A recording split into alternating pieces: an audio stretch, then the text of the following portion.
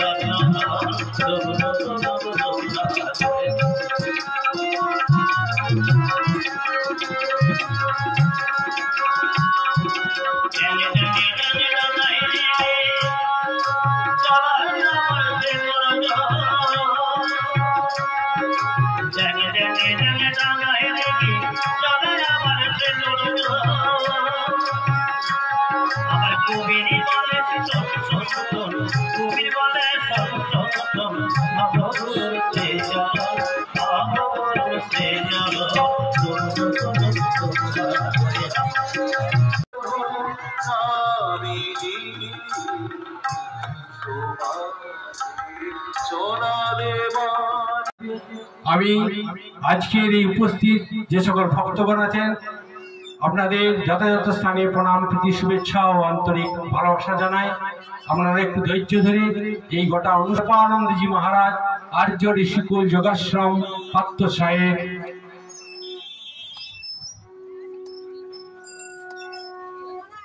এরপর আমরা বরণ করে নেব। মঞ্চে উপবিষ্ট সভাপতি মহাশয়, যারা এখানে উপস্থিত রয়েছেন, গ্রামের বড় ছোট সবাইকে আমার আন্তরিক শ্রদ্ধা শুভেচ্ছা জানাচ্ছি। কিন্তু আমাদের আশ্রম কোয়ালপাড়া জয়রামবাটি কামারপুকুর সবাই জানে, কিন্তু কোয়ালপাড়া 115 বছরে পদার্পণ করেছে তাকেও কেউ জানে না। জানে না আরো যে ভারতবর্ষ নয়, পৃথিবীর এরকম সেন্টার নেই কোয়ালপাড়া। আমি কোয়ালপাড়া থেকে এসেছি বলে কথাটা বলছি নয়, পড়াশোনা করি বলে বলছি। ওখানে মা 15 বার গেছে, গিয়ে ঠাকুরের ফটো 1909 নিজের ফটো বসিয়ে পুজো করে ভোগ দিয়ে বিষ্ণুপুরে ট্রেন ধরতেন 15 বার। নাম্বার 1। নাম্বার 2, ওইখানের শাখা কেন্দ্র জগদম্বা আশ্রম বলে মা থাকতেন। আমাদের যোগাশ্রম থেকে 8 মিনিট লাগে হেঁটে। রাধুর ছেলে হবে বলে 6 মাস একবার, 3 মাস একবার মা কাটিয়েছেন ওখানে। এবং ওখানে যেমন বেলুড় মঠ জানার জন্য বলছি, আমরা অনেক পুরানো ভক্ত, অনেক কিছু জিজ্ঞেস করলে মাথা চুলকায়, উত্তর দিতে পারে না, তাই বলছি। ওখানে বেলুড় মঠ, জয়রামবাটি, কামারপুকুর, বাঁকুড়া, উদ্বোধন, যোগদান আশ্রম, যেখানে ঠাকুরের অস্থি আছে 5 বার ভোগ হয়। কোয়ালপাড়াতেও 5 বার ভোগ হয়। অনেক পড়তে হবে। একটা গত বছর অক্ষয় তৃতীয়ার দিন বইটা বেরিয়েছে, বলে দিচ্ছি এখন। দেবী তীর্থ জয়রামবাটি, তাতে অনেক খবর আছে। এছাড়া কোয়ালপাড়ার আশ্রমের 100 বছর হয়েছে, তাতেও অনেক খবর আছে।